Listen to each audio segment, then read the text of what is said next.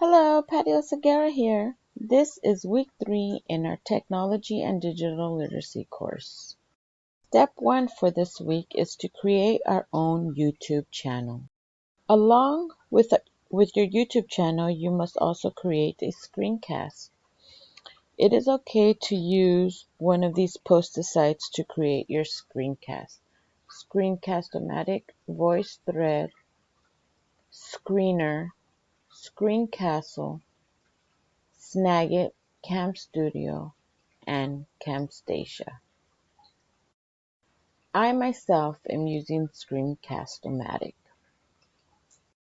Once your test screencast has been done, let's not forget to post it onto your YouTube channel. And once you've posted it onto your YouTube channel, let's not forget to post our YouTube channel link onto this week's wiki.